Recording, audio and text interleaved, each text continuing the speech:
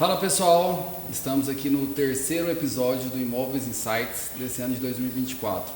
Estamos aqui hoje com dois super convidados especiais, Rafael Nasser, Jamil Said, sejam bem-vindos, muito obrigado pelo convite.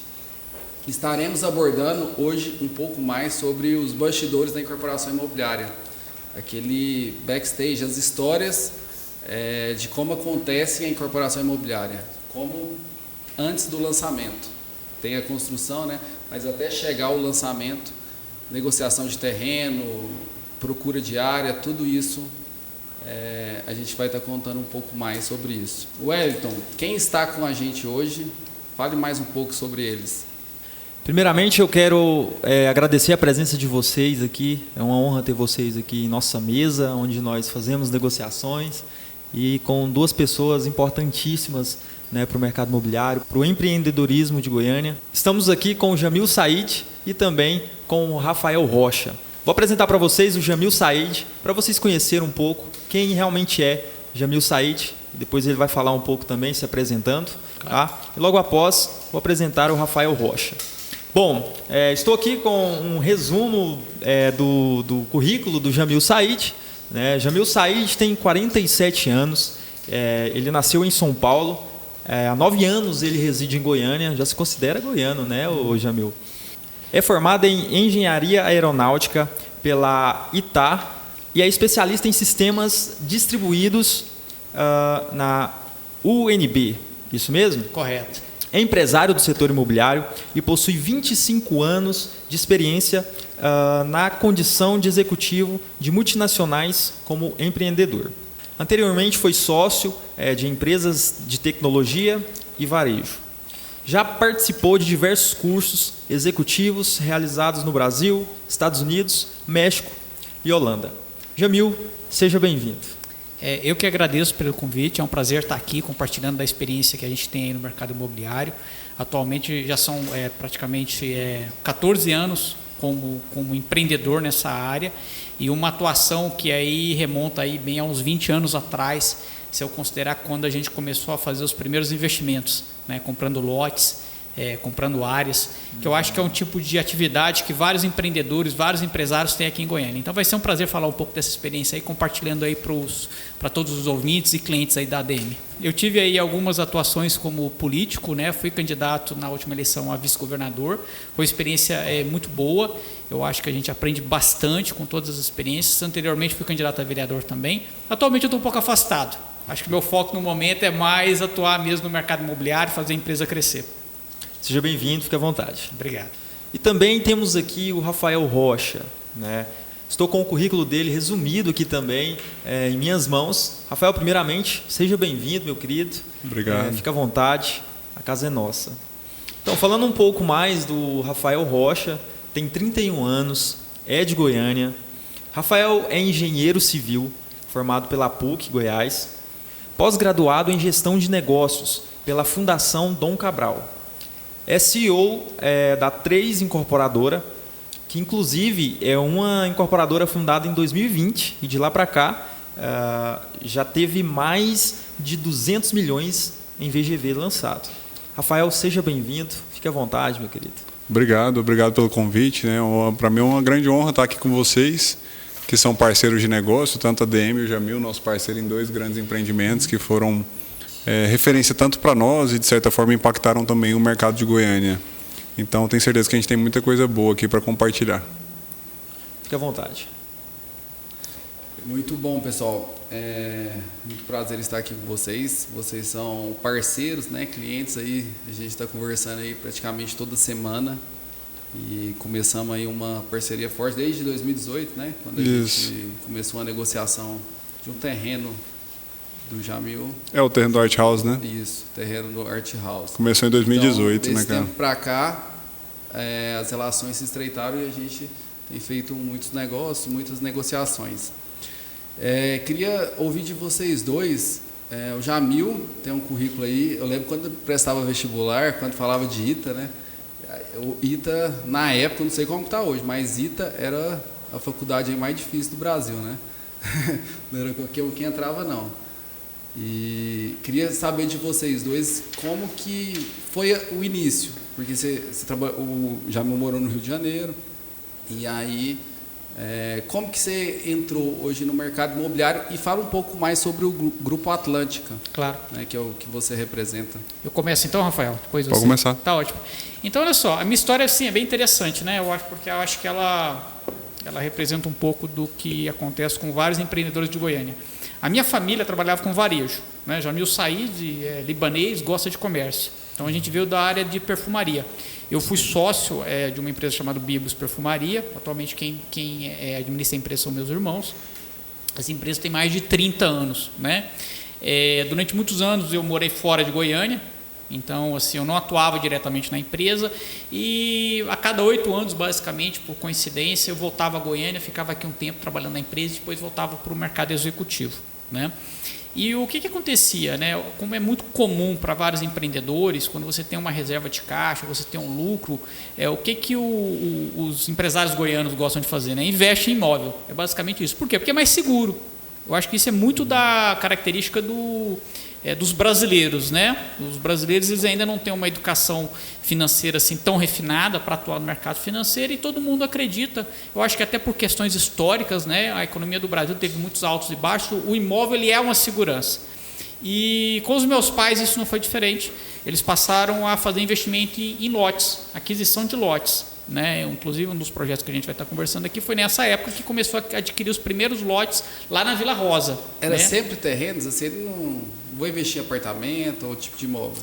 Era principalmente terrenos. Ele gostava mais de terrenos porque ele não gostava de aluguel.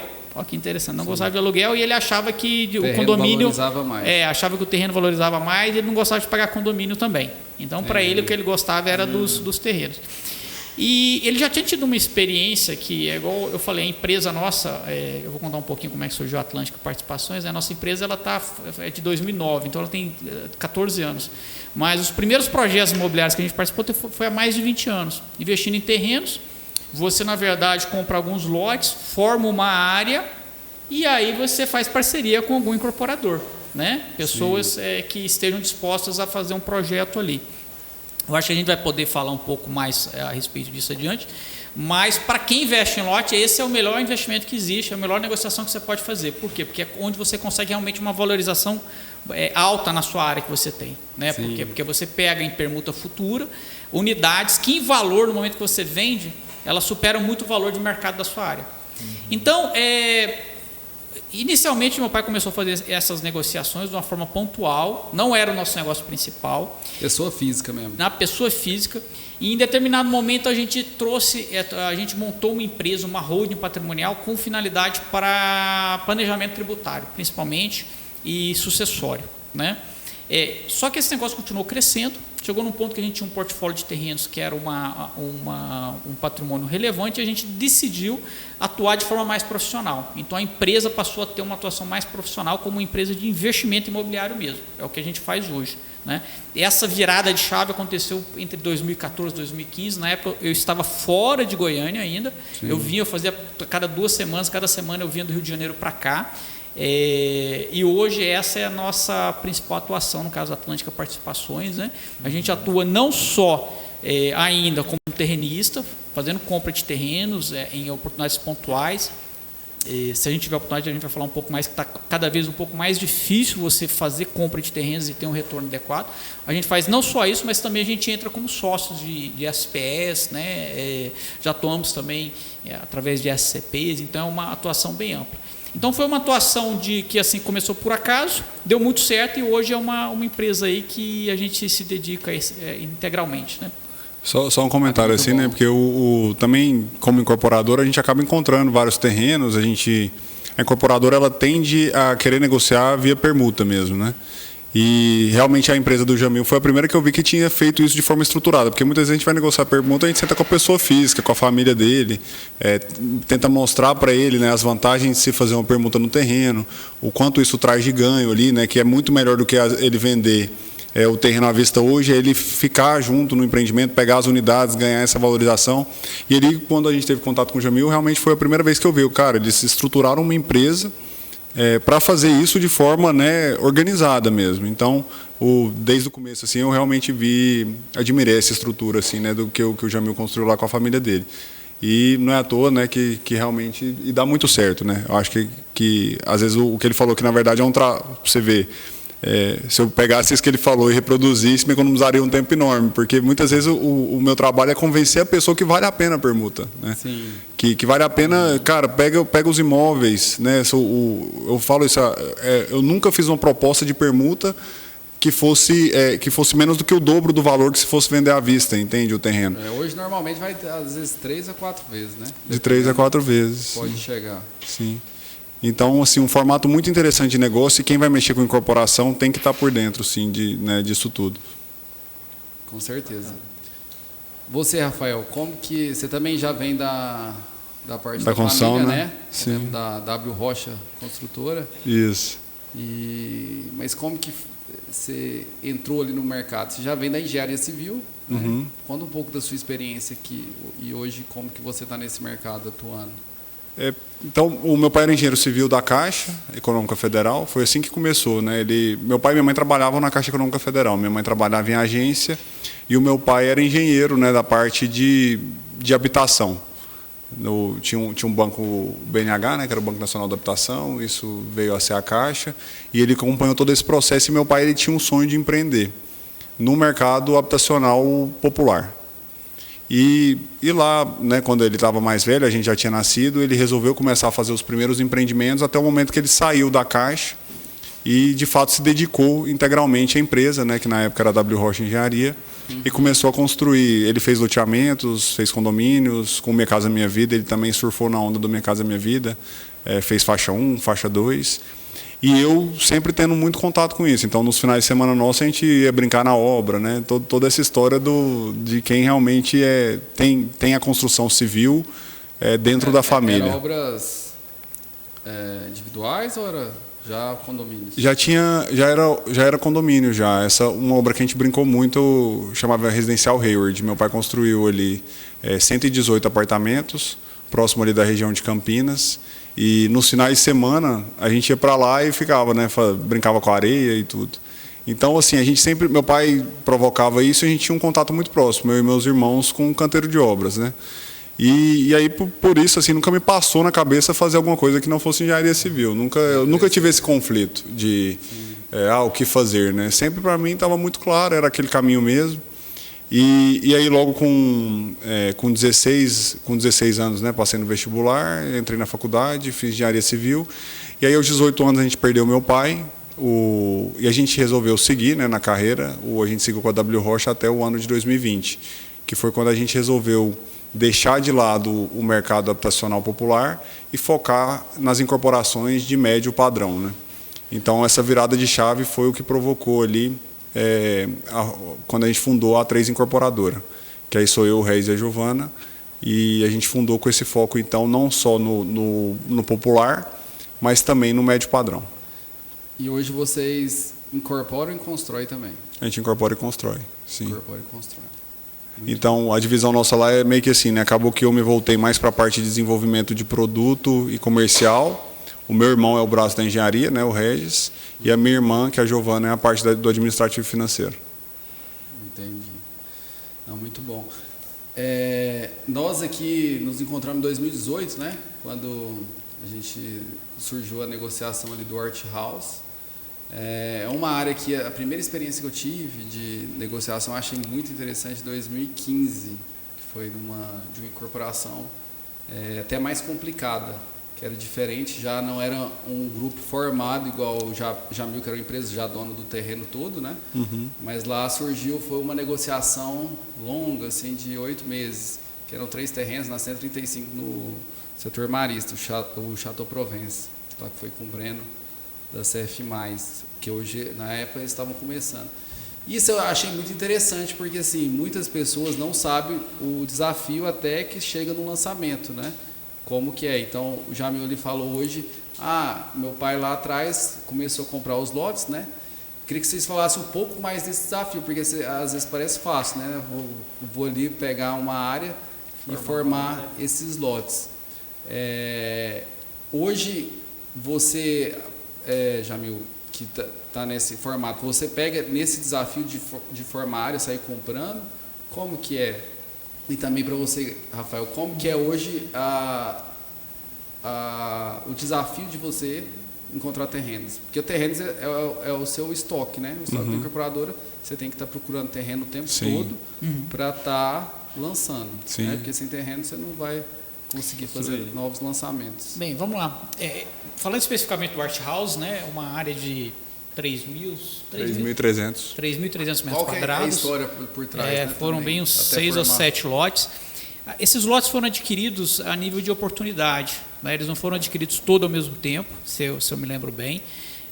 O ano de aquisição foi em torno de 2010 ou 2012. Então você vê que isso é um ponto importante, né? Quando você faz esse tipo de investimento, você tem que estar disposto a carregar esse investimento por um ciclo muito longo. Tá? Investimento em terreno é ciclo longo. Isso quer dizer que você vai levar um tempão até você conseguir liquidez disso. Salvo condições... Você está falando 2010, 2018 anos, né? Até você começar uma negociação ali. Exatamente. E fora aí, assim, o que acontece, né? 2018, início de negociação, né? Fora todo o ciclo da construção. Da incorporação. Esse é um caso que deu certo, né? Porque, na verdade, quando a gente fez a aquisição principal, acho que foi os 4 primeiros lotes, davam 2.000 metros, em tese eles já dariam uma área, depois a gente adquiriu os outros. Mas, às vezes, não é isso que acontece. Às vezes você adquire um de 600, depois você vai querer adquirir outro de 600, outro de 600. E se você não tem certeza que você vai adquirir, você não deve adquirir o primeiro. Né? Se a sua tese de investimento depende de você formar área, você tem que tomar muito cuidado com isso. Eu tenho outras experiências onde a gente tentou formar área e não deu certo. Eu tive que vender o lote que eu investi há 10 anos atrás, eu vendi ele 10 anos depois como lote. Então, assim, mas não deu certo por quê? Mudou o plano diretor? Às vezes assim, foi talvez uma compra muito impetuosa, dada uma condição especial que você tinha. O lote está no desconto, beleza, então eu vou comprar agora e depois eu vejo como é que eu negocio. E aí, quando foi negociar com esses vizinhos, né, um lote tinha problema de documentação. A outra não queria vender. E a outra não queria vender. Era aquela típica proprietária que não vende, não aluga, não empresta e quer ficar com aquilo. Né? O que também eu acho que a gente não deve criticar, né? Sim, se a sua tese era formar área, você deveria ter falado com essa pessoa antes. Mas falando dessa área da Vila Rosa, né? A gente sempre encarou a Vila Rosa como um bairro com grande potencial pela localização, né? Essa área especificamente ela fica em frente a uma praça, então isso tem que ser considerado, fica relativamente próximo a um parque. Né? Então, todos esses são fatores que levam à valorização da região. Né? A Vila Rosa está relativamente próxima, tanto de Aparecida de Goiânia quanto de Goiânia. Tem próximo ali, na época você já tinha um shopping Buriti. Então, assim, são fatores que você deve levar em consideração quando vai fazer esse investimento. Né? O que são os principais fatores que levam à valorização, né, de um determinado lote, de uma determinada área? Né? Aqui eu citei alguns: praça, parque, shopping, escola é uma coisa que ajuda bastante. Né? Uma localização privilegiada. Então, tudo isso tem que ser avaliado. A gente formou essa área e quando a gente terminou de formar essa área, na verdade, 2013, eu diria, o Brasil entrou numa crise econômica violenta. Né? 2013, 14, né? Principalmente no mercado imobiliário. Né? Exatamente. Então, a gente já esperava em fechar uma parceria para 2014, 2015, mas isso era impossível. A gente ia abordar as incorporadoras, ninguém estava fazendo parceria mais. Por quê? Porque as vendas, os lançamentos que foram feitos não estavam conseguindo performar, a gente estava entrando numa situação primeiro de inflação e depois subida de juros muito forte. Então, a gente teve que se consolar em ficar com essa área em estoque durante um tempo maior. Né? Então, se eu pensar sobre a ótica do período de 2013 até 2015, 2016, não foi um investimento muito bom. Por quê? Porque eu tinha um capital imobilizado ali, a taxa de juros lá em cima. Esse dinheiro podia estar no banco rendendo muito mais sem fazer nada. Né? Quando é que veio a reversão disso? Foi em 2016, 2017, onde novamente a gente começou a abordar algumas construtoras. A gente chegou a considerar fazer a venda do terreno também, mas aí vale aquilo que eu falei, né? Quando você tem uma área, você tem que entender o que é a vocação daquela área. Né? É para comercial? É para fazer algo residencial? Porque a área sozinha, sem nada construído em cima, ela vale zero. Não sei se vocês concordam comigo. A menos que alguém queira usar para pasto, criar alguma coisa ali, não serve para nada. Você tem que sempre construir alguma coisa. Você vai botar um galpão. A tipologia também, né? A tipologia tem que ser acertada, se você erra no produto, né? E onde é que a gente consegue a maior valorização? É justamente quando você consegue uma incorporadora residencial, né, que vai verticalizar. Esse potencial de valorização ele é maior justamente pela quantidade de unidades que você constrói, né? E aí você tem que estar disposto a quê? Né? Primeiro, a correr atrás dessas incorporadoras, fazer uma seleção delas. Não é com toda incorporadora que você deve fazer negócio, né? E você vai esperar mais um tempo até ter liquidez disso. Então, além do tempo de espera para você conseguir a incorporadora, você ainda vai ter que esperar mais um tempo entre desenvolver projeto, que não é rápido, aprovar projeto, que não é rápido, fazer a construção, né, para finalmente você receber o pagamento que você tem, que você combinou. Então, assim, a gente está falando de um ciclo aí que, na melhor das hipóteses, se tudo correr bem, leva 6 anos. Na média, leva um pouco mais, podendo chegar aí a 12 anos, 15 anos. Eu acho que tem áreas aí que estão com uma mesma família mais de 20 anos. Né? Mas que é muito satisfatório, né? Principalmente quando a gente acha um parceiro certo, que desenvolve um projeto bacana, que vira referência. E a gente se sente até bem, porque a gente está participando do desenvolvimento da cidade, do desenvolvimento do bairro, né? Gerando vários empregos. Né? Quando você faz uma incorporação, a gente não para pensar nisso, a quantidade de pessoas que vai ser empregado ali naquela área, na parceria que você está viabilizando. A gente não pensa que ali antes pagava um ITU sobre a área, mas depois que pronto, você vai passar a pagar um IPTU sobre 200 unidades. Então, aquilo para a cidade é muito bom, né? Para a prefeitura, em termos de aumento de arrecadação. Então, comércios na redondeza, né? E assim, me corrija se eu estou errado, Rafael, mas eu acho que o Art House, quando ele foi lançado, ele foi a velocidade de lançamento mais rápida de Goiânia, né? No ano. Que eu acompanho, eu acho que assim, não teve nenhum. Se não a mais, uma das mais, porque realmente, na época, a gente foi surpresa para nós também, né? Assim, nos pegou de surpresa. A gente tinha uma expectativa.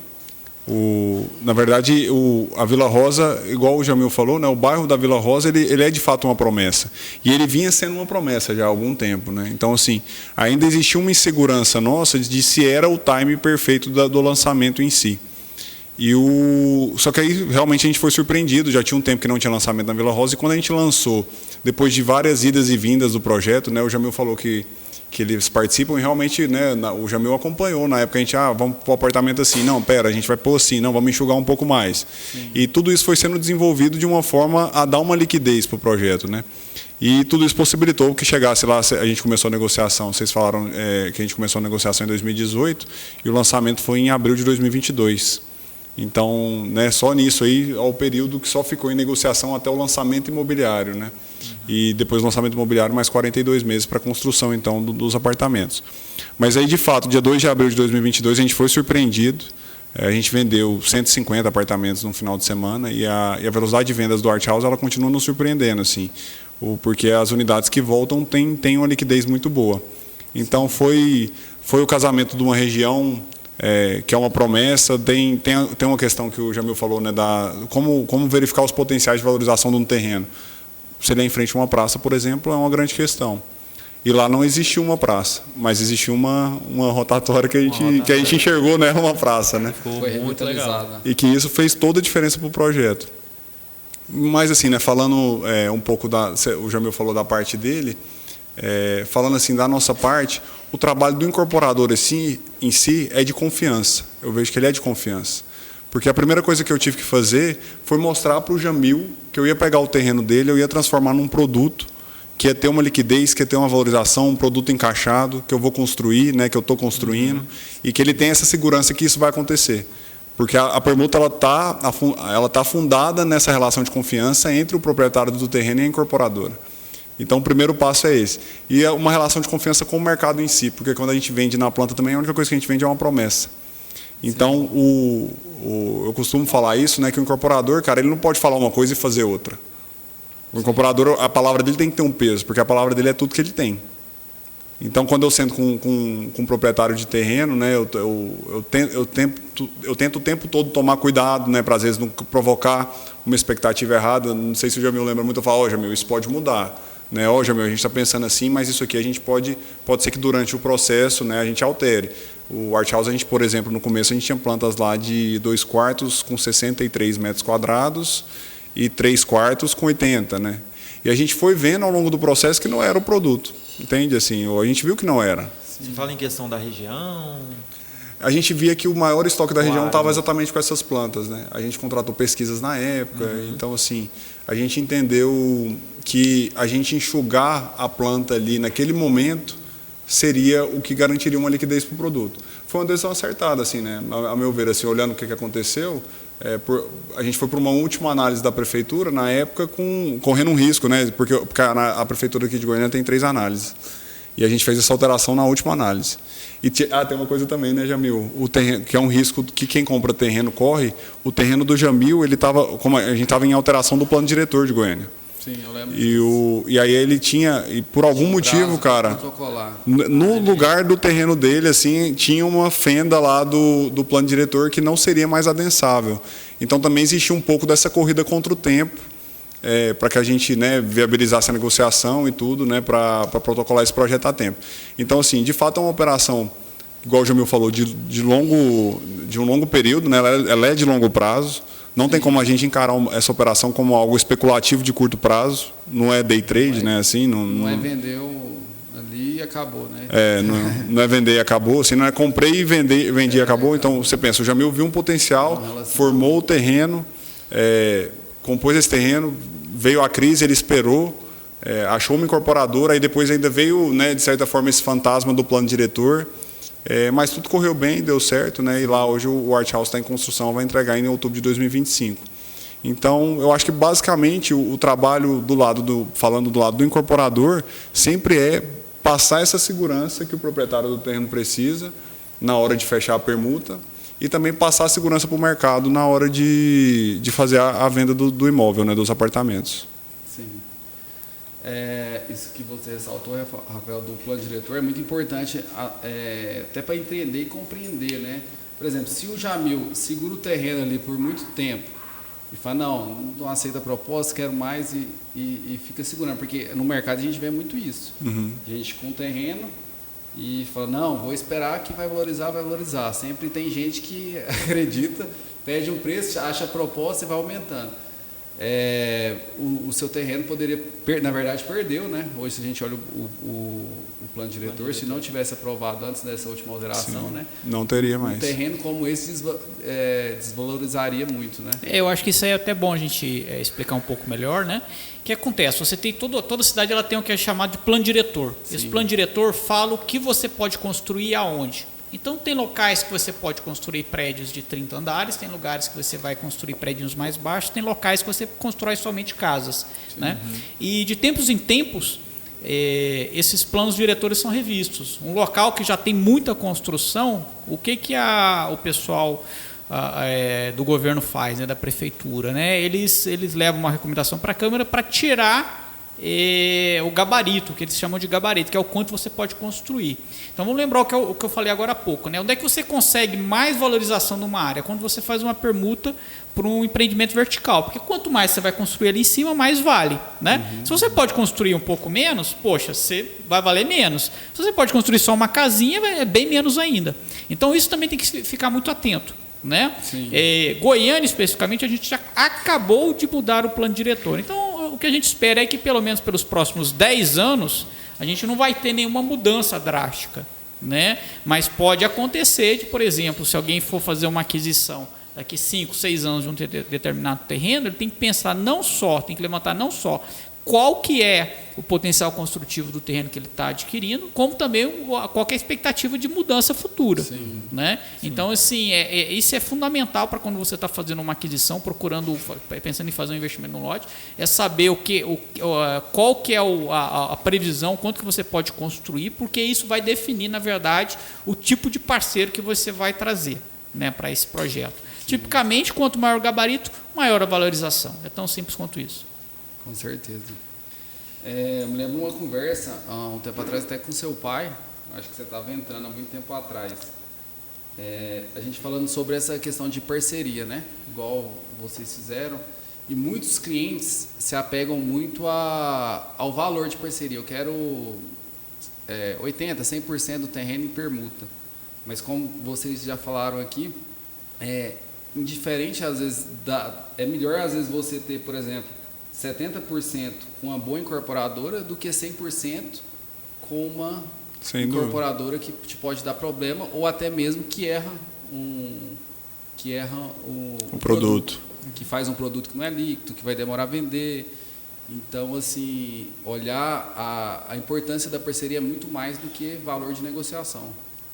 Sem dúvida, assim, na hora de fechar a negociação, né, pesa a confiança e pesa também a gente mostrou, nas primeiras apresentações que a gente fez do terreno, a gente mostrou para o Jamil o que era a ideia ali, né? Por mais que, assim, guardadas as ressalvas que durante o processo isso se altere, né? Então, por exemplo, né, a gente fala que o mercado é soberano nesse sentido. Então, por exemplo, eu cheguei a cogitar para um 3/4. Só que o mercado me mostrou, nossas pesquisas me mostraram, e a gente sentou com o Jamil, né? Jamil falou, cara, ó, a gente tem essas informações aqui, por causa disso a gente tomou essas decisões e tudo. E isso, eu acho que quando existe essa transparência entre o proprietário do terreno com a incorporadora, essa relação ela fica mais fluida e fica mais fácil. Uma coisa que você falou aí, né? Às vezes o proprietário do terreno, às vezes fica segurando sempre naquela expectativa, né? Não, vai melhorar, vai melhorar, mais, né? querer mais. Mais. E existe também aquele proprietário do terreno que fala assim, que sonha em fechar como incorporadora. Ele sabe que a área dele é adensável, por exemplo, ele sabe que o cliente, para ele vender o terreno dele, é uma incorporadora, só que aí, por exemplo, ele não quer fazer permuta. E às vezes ele fica assim, não vou fazer permuta. E aí, isso já aconteceu comigo várias vezes. Aí passa um ano, eu vou olhar, o terreno está lá ainda. Para vender, para comprar, e aí o cara, não, mas eu quero vender para uma incorporadora a tantos milhões e assim, não vende, aí às vezes nessa do ano vai, mais um ano vai, chega assim, nossa, cara, se tivesse fechado, às vezes a gente já estava lançando, né, o empreendimento. Assim, a gente vê no mercado muita dificuldade do pequeno, o investidor de pessoa física, o Jamil já está numa empresa ali que já está mais amadurecido, tem uma cabeça já mais madura em relação para um negócio. Mas no dia a dia, quando a pessoa não tem muita experiência em relação ao mercado imobiliário, ele tem dificuldade de compreender isso. Então é muito essa questão de levar clareza, levar para uma e vai muito do corretor, da né? Incorporadora. O corretor influencia muito. Né? Aí que vai, assim, cara, o corretor que vai intermediar a área nesses termos, ele tem que saber muito desse negócio para passar essa segurança, porque assim, ele é a parte neutra da operação, assim, em termos. Então, assim, como o que vem do incorporador é enviesado do lado dele, o que vem do proprietário do terreno é enviesado do lado dele. Aí você tem uma figura que é o corretor no meio disso, que pode sentar, por exemplo, com a família e explicar, olha, a operação de permuta ela funciona assim, vocês vão receber assim assado, os riscos são esses. Porque, lógico, se a rentabilidade é maior é porque tem mais risco. Qual que é o risco? O risco é, eventualmente, a obra parar, né, esse tipo de coisa que pode acontecer. Né, que aconteceu na época da Encol e também provocou uma insegurança muito grande no mercado, né, que se recuperou com isso. Mas, enfim, o papel do corretor é muito importante nesse momento de passar para o proprietário do terreno todos os riscos, tudo que ele tem que se atentar para que ele feche a permuta e ele possa ter acesso, então, àquela valorização daquele terreno, para que ele possa realizar aquele valor que ele realmente espera, né, no terreno dele. Porque a gente sabe que muitas vezes é um bem da família. Né? Às vezes é aquele bem que, assim, cara, o pai faleceu na expectativa de receber, às vezes o terreno foi passado de pai para filho. Então a gente entende tudo isso. E às vezes eles precisam realmente desse intermediador para poder explicar realmente todos os detalhes, né, dessa operação. O que eu gosto de falar, principalmente quando são famílias que estão negociando terreno ali e não tem muito conhecimento de mercado imobiliário, é que a proposta da incorporadora em permuta, ela sempre vai ser mais vantajosa em relação ao mercado, a não ser que a pessoa tenha um imóvel que seja extremamente comercial, numa avenida que talvez tenha um rendimento ali acima que não compense uma permuta, mas assim, quando a gente fala de um imóvel residencial, e que a proposta da incorporadora, ela é sempre muito racional. Não tem como a consultora não vai pagar mais do que viabiliza o terreno, né? Então, assim, é uma proposta muito racional e uma proposta que ela vai conseguir o melhor rendimento em cima do terreno dela. Sim. Eu acho que o que vale a pena comentar em cima disso, Antônio? A primeira negociação de permuta que a gente fez está fazendo, sei lá, uns 22 anos. Né? Então, assim, há 20 anos atrás, 21 anos atrás, você tinha alguns aventureiros e a competição no mercado de Goiânia não era tão forte. Né? Então, você via algumas propostas em que as incorporadoras prometiam coisas que não conseguiam cumprir. E, por outro lado, quem estava permutando, como também não conhecia do mercado, acreditava. Né? Hoje, eu acho que, de certa forma, tomando as palavras do Rafael aí, repetindo assim, o mercado ele é soberano. Determinadas condições que você consegue ofertar para um determinado proprietário de terreno, elas são mais ou menos padrão no mercado. O que vai diferenciar uma incorporadora da outra é talvez assim, o tipo de padrão de acabamento que você vai fazer, eventualmente alguma configuração de tipologia, uma é mais focada no segmento econômico, outra é mais focada no médio ou alto padrão. É esse tipo de diferenciação que vai ser colocado na mesa, e sempre a questão também das garantias, né, que são oferecidas e tudo mais. Então, de certa forma, não tem milagre, né? É igual como você falou, a maior parte das propostas, elas ficam dentro de uma determinada faixa. Nesse sentido, se você tem um terreno em uma área que tem uma liquidez boa, não faz muito sentido você ficar postergando demais uma decisão, né? Eu sempre falo o seguinte: é melhor você fechar uma negociação média que você consegue ter uma liquidez mais rápido do que você acreditar que algo vai aparecer alguém no futuro que vai oferecer uma proposta melhor. Que vai valorizar, que vai dobrar, né? Dito isso, né, eu acho que precisa muita sensibilidade para tanto do lado dos incorporadores como também das imobiliárias, identificar que tem 3 tipos, né, na verdade, na verdade 2 tipos, né, de investidores, né? Você tem um investidor profissional, é o caso hoje da Atlântica, que esse é o mais fácil de lidar, né? Papo reto, objetivo, rápido, já sabe o que cada um quer, já todo mundo se conhece, tudo bem. Saiu desse, é aquele investidor de oportunidade, né? É o sujeito que eventualmente é um advogado, é um profissional liberal, tem outro negócio, é um funcionário público que comprou uma área, um terreno lá atrás, e isso virou uma área interessante para a incorporação. E dentro desse segmento ainda, você tem ainda outros 2 tipos dele, né? Um é um sujeito que aquele terreno é a parte mais relevante do patrimônio dele, então aquela área que está na família há 20, 30 anos e responde por 80% do patrimônio da família, né? E o outro é o sujeito que é um sujeito bem de vida, bem resolvido, e aquele terreno não é tão importante. A forma como você vai lidar com esse tipo de proprietário, ele é diferente. O corretor ele tem que saber como adaptar a sua forma de atuação no momento de abordar esse proprietário de área, assim como o incorporador também, né? A tendência, eu acho que é meio óbvio, né, pensar assim, que a tendência é que aquele sujeito, que aquele patrimônio dele, 80%, 90% do patrimônio da vida dele está naquela área, poxa, cá entre nós, é um negócio esquisito, né? O cara vai falar assim, não, e aí, quando é que eu passo a área para você? Não, você faz a escritura agora, a gente já transfere para a SPA. E quando é que eu recebo os meus apartamentos de volta? Daqui 5 anos. Eu falei, poxa, o cara vai abrir mão de 80% do patrimônio da vida dele, que o pai dele trabalhou, o avô trabalhou para conseguir para ele, para receber algo daqui 5 anos. Então, assim, é uma situação extremamente complicada. Uma baita insegurança. Delicada, assim, né? O sujeito que, de repente, já tem um patrimônio maior, é uma situação um pouco diferente. Na hora que você começa a explicar para ele, em geral, esse pessoal fica sem paciência. Fala assim, não quero saber disso não, deixa esse terreno lá. Entendeu? Porque ele não está com pressa de vender, para ele não é tão relevante. E é esse cara que espera lá 10 anos, muda o plano diretor, que podia construir, não constrói mais. Entendeu? Vai virar condomínio de casinha, em vez de virar empreendimento. Lá na Vila Rosa tem alguns assim, né? Entendeu? É sempre bom frisar também essa parte da intermediação do corretor. Porque a gente precisa criar um relacionamento com aqueles eventuais clientes que tá ali travando para você formar a área, igual o Jamil falou, a gente tem 3 lotes para formar uma área, falta 4. E esse do quarto não quer vender.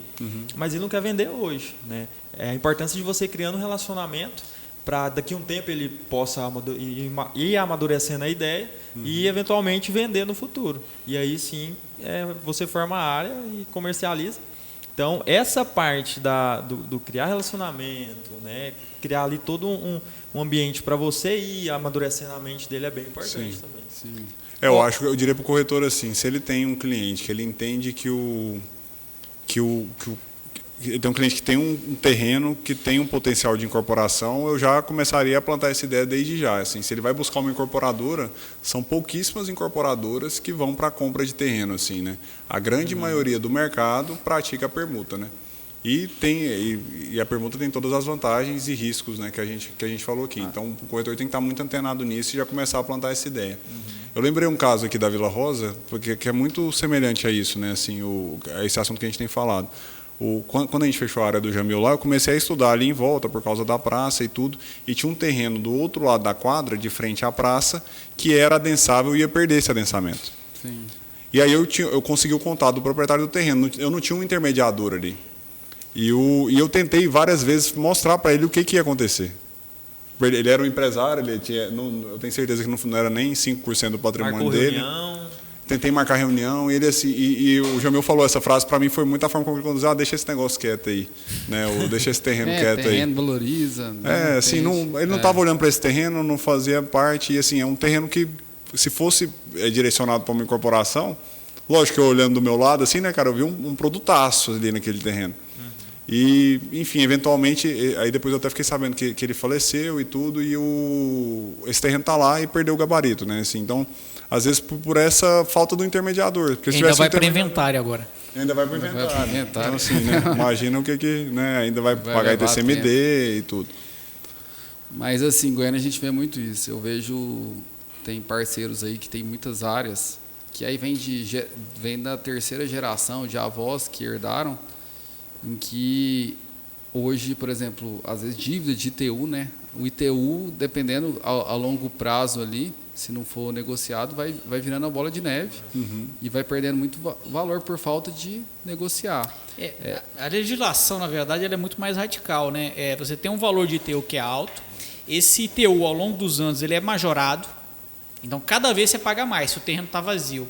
E poucas pessoas sabem disso, né? Mas se você não construir nada no terreno, a legislação permite, inclusive, que o poder público te tome a sua área. Eu nunca vi um caso desse acontecer. Se tiver ITU atrasado, você fala? Não, mesmo sem ITU atrasado. Existe alguma previsão chamada a função social, né? Então você tem uma área, um lote, uma área extremamente valorizada de Goiânia. Tipo um vazio urbano, assim. Em que você não tem nenhuma atividade lá, não tem nada construído, não tem um galpãozinho ali para você colocar para alugar.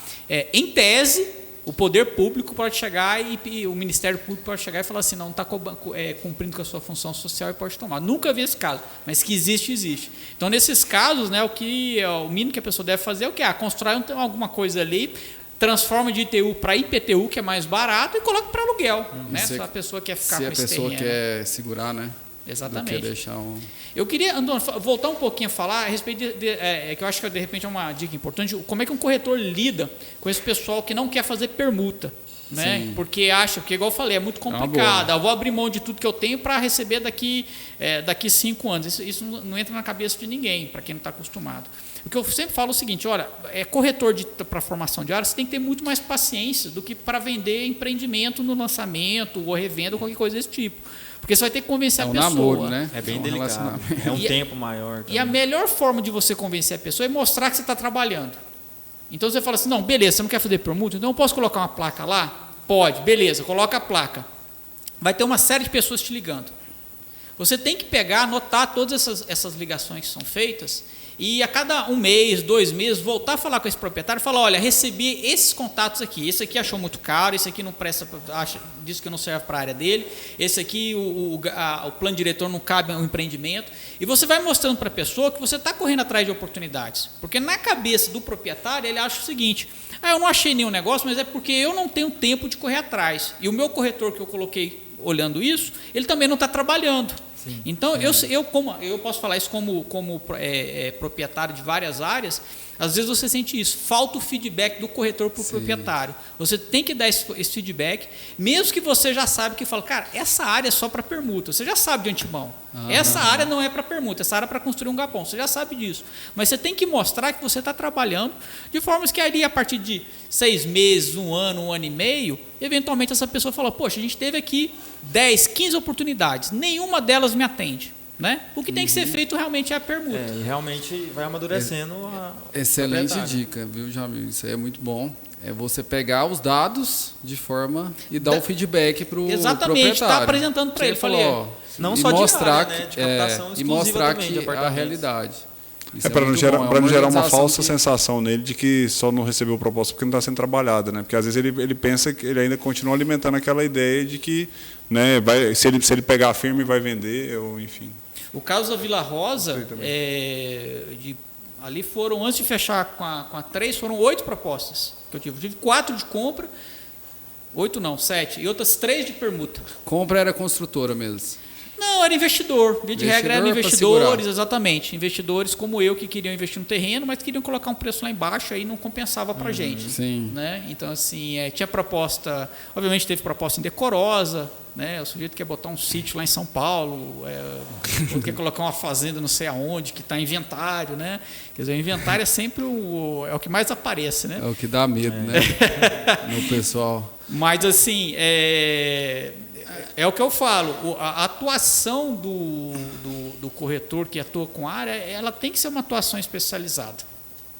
É um planejamento. Exatamente. É um planejamento com uma organização. E se você mostrar, né, constantemente o feedback para o proprietário, né, você vai mostrar, é contra fatos, né, contra dados no argumento. Né? Quando você vai mostrando... Depois que você convenceu o proprietário, aí você tem você tem que achar um incorporador que quer. Para você fazer aquela negociação, aquela boa vontade, virar um contrato de permuta também é outra via cruz. Né? Que você gasta um bocado de esforço aí, a atuação do corretor aí, ela é essencial, e a atuação do incorporador também. Né? O incorporador tem que ter muita paciência para lidar com esse pessoal. Sim. Hoje a gente gosta de deixar claro, sabe? Porque tem muitos incorporadores, consultoras que estão comprando, principalmente nos bairros mais... não afastados, né? Mas assim... Secundários, né? Essa é a palavra. Eles preferem, às vezes, fazer a compra no dinheiro, né? Quando consegue formar ali, porque, assim, investidores ou o próprio caixa da empresa ali sai muito mais vantajoso. Não, sabe, é porque o negócio do terreno é muito bom. A verdade é essa. O negócio é muito bom, até mesmo para a própria incorporadora, né? Sim. Se ela conseguir comprar. Sim, não, sendo a gente fala isso, né? A gente faz permuta para viabilizar mais projetos, mas assim, o negócio do terreno ele sempre é muito bom. É por isso que o Jamil, né, entendeu isso, eles tiveram visão e eles fizeram isso de forma estruturada, assim. A parte do terreno está numa das melhores partes do negócio, sem dúvida. Eu não tenho dúvida nenhuma disso. Então, né, realmente, só que acontece, a incorporadora faz isso em escala. Então, se ela pega e sai comprando todos os terrenos, ela vai lançar um empreendimento a cada tantos anos. Então, assim, e o business dela é lançar produto e vender e pôr o produto no mercado. Né? Então, é isso que... O que dificulta mais é nos bairros nobres de Goiânia, né? Você comprar, a área se torna, às vezes, muito cara. Né? Você comprar setor marista... E como que é a negociação? Porque tem áreas que também é muito concorrida entre as incorporadoras, né? Sim, um terreno chega a 3, 4 propostas, né? Sim. Cara, e Goiânia tem uma situação muito específica, né, que eu vejo. Eu até já conversei com algumas pessoas, assim, não sei se é porque a Encol surgiu aqui, a Encol tem vários filhos, mas Goiânia tem muitas empresas e muitas empresas boas. Os meus concorrentes são muito bons, assim, eu falo isso, né? Porque enfim, você vai para Porto Alegre, por exemplo, você tem 3, 4 incorporadoras, às vezes, que se destacam mais. Goiânia, a gente consegue encher as duas mãos aqui tranquilamente, entende? Assim, só lembrando de cabeça, incorporadoras boas. Então, assim, eu vejo que isso é parte do motivo pelo qual acontece essa competição, só que também você vê que nós, por exemplo, eu busco uma estratégia de bairros secundários. Sim. Nas áreas que eu fui negociando, assim, eu não tive eventos, por exemplo, de ter propostas colocadas enquanto eu estava negociando, porque eu também conduzo para a gente pegar uma opção. No caso do Jamil, a gente já fez isso, né? A gente colocou uma opção de compra para que a gente investe um tempo, a gente investe nossos profissionais ali, né? Investe nos arquitetos para desenvolver um estudo. Então a gente coloca a opção de compra de forma a ter segurança no processo para chegar no melhor produto e para convencer o proprietário do terreno. Mas, enfim, eu vejo que eventualmente em outros terrenos acontece muito essa disputa, é uma questão do mercado, né, uma questão do mercado. E eu, particularmente, quando eu entro numa negociação e falo, muito corretor às vezes traz isso como alguma coisa para nos atiçar, assim, né? Tipo, esse terreno está com a proposta da IBM. Então deixa ele terminar a negociação dele lá. Né? Se ele não terminar a negociação dele. Se não avançar. Porque assim, cara, Goiânia tem muita disponibilidade de terreno. A verdade é essa, Goiânia é uma cidade muito nova. Então, né, são, sei lá, com certeza chega pelo menos uma dezena de terrenos para a gente analisar por semana. Então, ali no Vila Rosa também, principalmente, né? Na Vila Rosa tem muito. Depois que a gente lançou o Art House, o meu escritório fica ali no stand do Art House, o tempo todo bate gente lá oferecendo terreno. Então, assim, é muito terreno para para eu querer me envolver numa negociação de terreno que está com a proposta, às vezes, de um parceiro. Sim, né, ou negociação difícil, complicada. Uma negociação difícil, aí ver aquele negócio tomar lá da cá. Então, assim, não é, pelo menos é a minha conduta. Eu sei que não é de todo mundo, mas, assim, a partir do momento que o terreno está livre e desimpedido, ele me interessa, eu peço uma opção de compra, eu desenvolvo um estudo, né, e a gente conduz dessa forma. Muito bom. Goiânia, hoje, eu queria ouvir uma opinião de vocês dois. Hoje a gente vive um mercado imobiliário em Goiânia aquecido. Até estava conversando com o Jamil mais cedo, né? Ele esteve ali no sul, dando uma olhada no mercado imobiliário.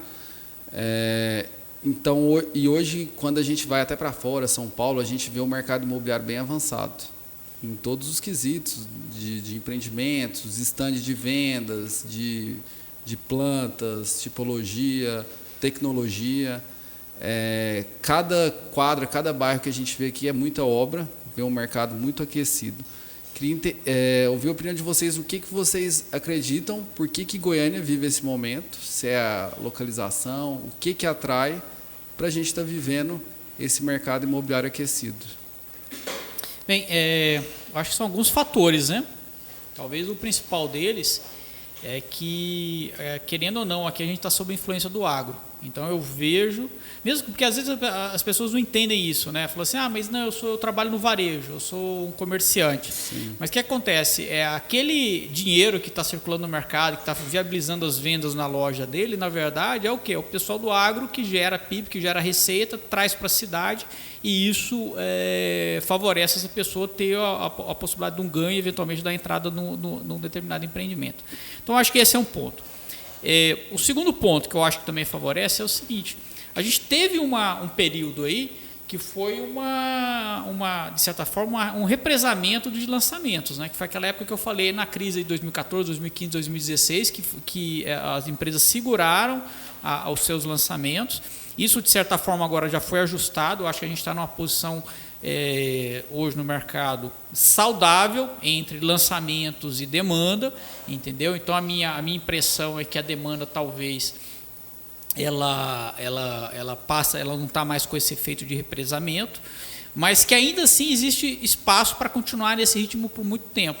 E aí o que sempre me chama muito a atenção, né, é que imóvel em Goiânia é muito barato, né, para uma cidade do padrão de Goiânia, uma capital de estado, né, com vários atributos, né? A gente tem aí um setor, igual eu falei, o setor agro, que é muito relevante. A gente tem aí um setor de serviços médicos, que é muito relevante, né? Então, essa cidade tem uma série de atributos que são muito atrativos. Hoje não tem nenhuma capital com custo por metro quadrado tão baixo quanto Goiânia, né? Então, assim, eu não vejo essa situação permanecendo por muito tempo. Eu acho que as pessoas estão percebendo isso também, né? Você citou aí a questão de Santa Catarina, né? Eu estive lá agora recente, não vou nem falar Camboriú, eu estive lá em Itapema, que é uma região adjacente ali, que não é onde está tendo o principal boom imobiliário, mas lá os empreendimentos mais baratos, aqueles empreendimentos econômicos, eles saem no preço do alto padrão daqui de Goiânia, né? Sai na faixa de 8, 9 mil reais o metro quadrado. Então, assim, na prática, o que acontece? Em Goiânia ainda compensa muito você comprar imóvel, investir em imóvel, em termos de ganho de qualidade de vida. Eu morei no Rio de Janeiro também, quer dizer, e posso falar isso com muita tranquilidade. Um dos motivos de eu ter voltado para Goiânia, decidido me estabelecer aqui de forma permanente, é justamente a possibilidade de você conseguir adquirir um imóvel aqui. Lá, enquanto eu ia morar num apartamento de 60, 70 metros quadrados, aqui eu consigo comprar algo 2, 3 vezes maior, né? Então, assim, esse eu acho que são os principais fatores. Tem a questão do ecossistema, que é extremamente competitivo. É ruim para o Rafael, que tem que aguentar a concorrência aí dos grandões, entendeu? Mas é muito bom para o consumidor, né, no final das contas. Então, você tem mais gente que consegue comprar bons produtos, se enquadrando dentro do orçamento médio aí do goianiense. Isso. Sim, com certeza. Eu acho que, assim, desse aspecto, né, o Jamil falou muito bem, e nem sempre todo mundo tem essa clareza que o preço de Goiânia ainda é muito bom. Então, às vezes, fica registrado muito, o meu cunhado, porque meu cunhado comprou um apartamento a R$4 mil o metro quadrado, lá na Vila Rosa, lá em 2018, né? As viabilidades nossas do começo, lá quando a gente foi fazer com o Jamil, a gente colocava, não, a gente vai vender a R$4 mil o metro quadrado. Então, assim, era uma realidade da época. Só que e as pessoas ficam com isso gravado na cabeça, né? Aí, por exemplo, hoje lá está vendendo a 7, 8 mil reais o metro quadrado, algumas unidades. E aí a pessoa fala assim, não, está muito caro, não vai subir mais. Mas a verdade é que vai subir mais. Porque o que aconteceu? O pessoal fala que nem vai subir. Tem cliente falando, vai cair, você vai ver, vai ter vai cair, vai ajustar. Muita gente ainda tem esperança de cair.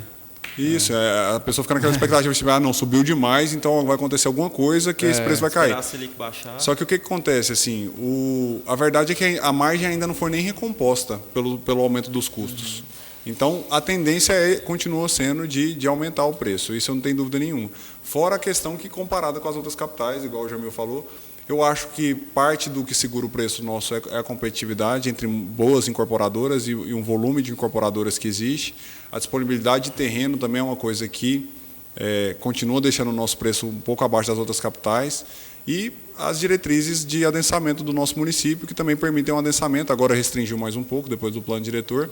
Mas o fato também da gente conseguir construir mais nos terrenos faz com que tenha uma oferta maior de unidades e isso tudo controle o mercado daqui. Vai ser sempre assim? Eu não acho que vai ser sempre assim. Então, o goianiense, a pessoa daqui, ela pode ter uma tranquilidade que assim, o preço vai continuar subindo. E o que você responderia para aquele cliente que fala que o preço dos imóveis do metro quadrado em Goiânia está caro? Cara, eu acho que a primeira referência Pessoas é isso. De fórum, né? Praticamente que fazem essas perguntas. Esses argumentos, né? O plano diretor até que você falou aí, explica mais. Ele teve essa alteração, né? Ele limitou a construção pelo tamanho do terreno, não isso. Foi? Hoje você pode aproveitar, você pode construir até seis vezes, né, o tamanho em áreas adensáveis, podendo chegar até 6,5.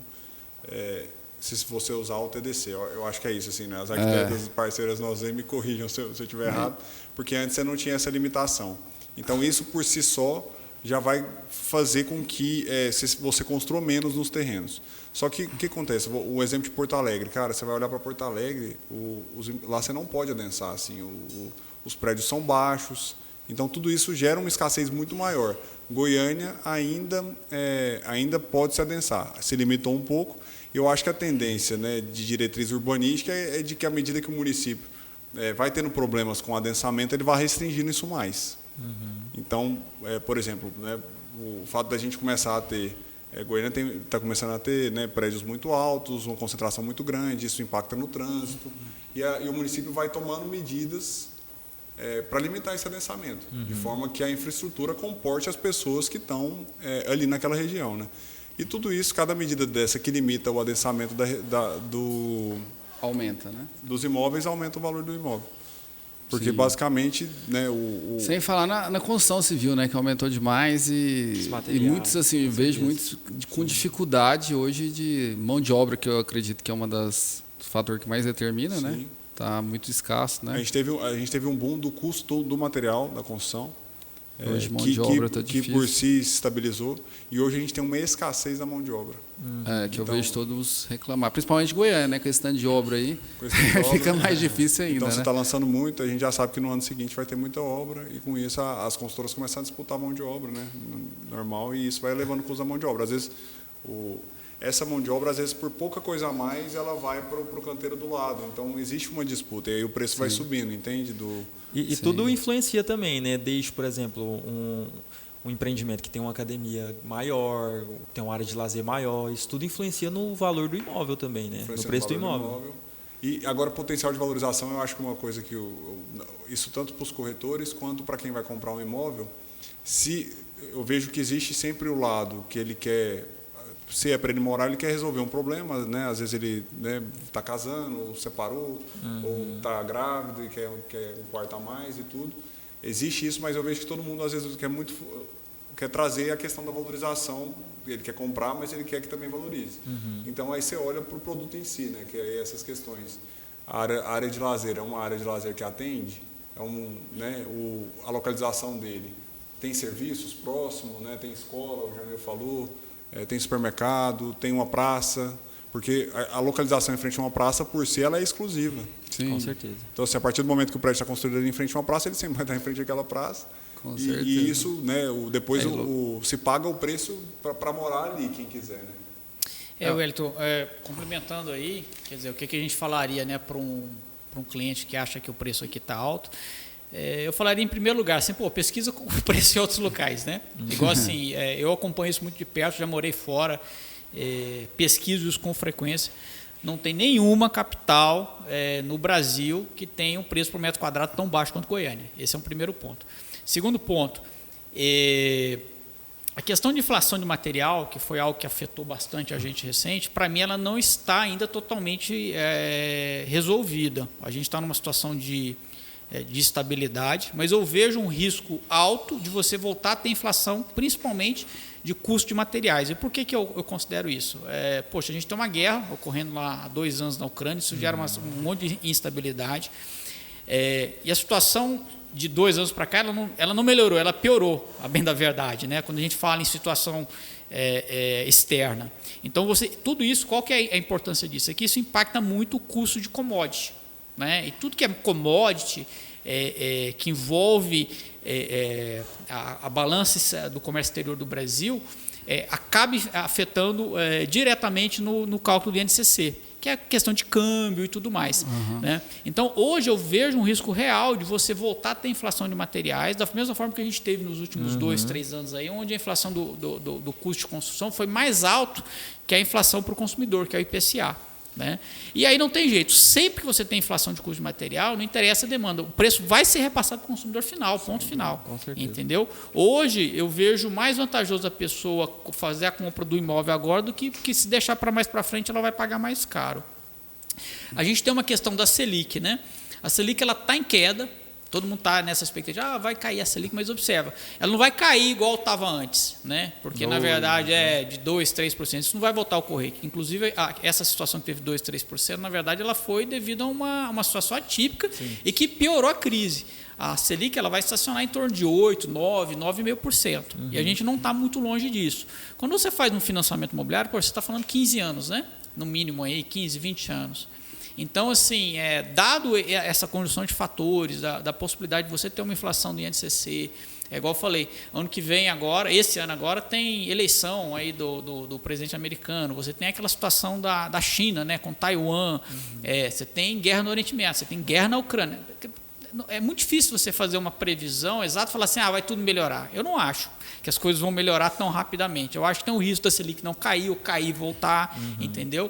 E aí, para quem quer, primeiro, morar bem. Moradia vamos dizer assim, é um dos principais fatores para garantir a sua segurança familiar. Fazer um investimento que não só protege o seu patrimônio, como provavelmente te gera uma receita. Sim. Né? E te protege eventualmente de uma crise. Eu acho que o momento é mais do que adequado, entendeu, para fazer um investimento. Né? Sim, do apartamento, né? Da moradia. Esse é um ponto importante, né, da prioridade do investimento no seu próprio imóvel. Esses dias eu até peguei, eu estava conversando com um corretor, o Eliomar, ele falou assim, tem um vídeo do Luiz Bars, que é o principal investidor da Bolsa. Eu vi esse vídeo aí. Que ele fala do imóvel. Então, como que é esse vídeo? Eu fui lá pesquisar. Né? E aí fizeram uma pergunta para ele, perguntando assim, Luiz Bars, né, você investiria em ações ou no seu primeiro imóvel? Ele falou assim, olha, quando eu estava nessa situação, antes de investir em ações, eu investi no meu primeiro imóvel. Porque eu identifico que você ter a sua moradia é, de fato, algo muito importante e deve ser priorizado. Então, antes de qualquer coisa, né, eu priorizei a minha casa. E, cara, isso, na verdade, para mim foi muito bom ter visto esse vídeo, Sim. porque esclareceu, assim, né? Porque, às vezes, existe, né, toda uma onda dessa de você ter uma diversificação de carteira e tal, e tudo, né? E as pessoas deixam muito a aquisição do imóvel em 10º plano. Sim. Sendo que é exatamente isso que o Jamil falou. É a sua segurança familiar, né? Com certeza.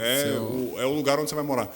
E outra coisa, a tendência é que fique mais e mais difícil comprar o imóvel. É só você ver isso em economias mais maduras. Em economias mais maduras, às vezes os financiamentos passam de geração para geração para que ele quite o imóvel. Então, por quê? Porque os valores são tão altos que não podem ser financiados em uma vida. Então, o Brasil é um país novo, é um país de oportunidade. Goiânia é uma cidade nova e permite ainda que muita gente compre um imóvel. Mas a tendência é que a gente vai seguir os mesmos passos dos outros países e isso fica cada vez mais difícil. Sim. Bacana. Só para ressaltar aqui o que o Jamil tinha falado, né? sobre o agronegócio. Eu vejo Goiânia hoje porque a gente tem muito cliente que fala assim, nossa, esse tanto de apartamento de 1 milhão, 2, de onde surge tanta gente para comprar? As pessoas falam dessa forma. E assim, eu vejo Goiânia hoje como uma capital do agro. Ela é capital de Goiás, mas ela se torna uma capital do agro que se estende ali para os Mato Grosso, Norte, Tocantins, Pará. Então, pela referência que você já falou de serviço de saúde, educação, qualidade de vida, né? Até outras, a gente vê hoje uma migração de muita gente buscando qualidade de vida e segurança numa cidade boa de se morar. Segurança nossa aqui é muito bom. Então, quem tem experiência com outras capitais vê o quanto, às vezes, a sensação... Lógico que não é perfeito, né? Nenhuma cidade grande é perfeita, mas a Goiânia eu vejo que tem esse diferencial comparado com outras capitais, sim. Isso. Então, além Com do certeza. próprio goianiense, aquela pessoa que é nascida, criada aqui, existe muito essa migração de outros estados e pessoas investindo como ter um ponto de apoio para o filho estudar, para vir ter um apoio à saúde, que hoje a gente tem um nível de São Paulo, né? Muita gente tem vem fazer Albert tratamento Einstein. aqui, né? Tratamento Sim. de olhos, né? Dentário. Referência do Brasil. Um segmento que eu vejo assim pouco explorado ainda pelas imobiliárias de Goiânia é justamente o segmento de profissionais liberais em outras cidades, né?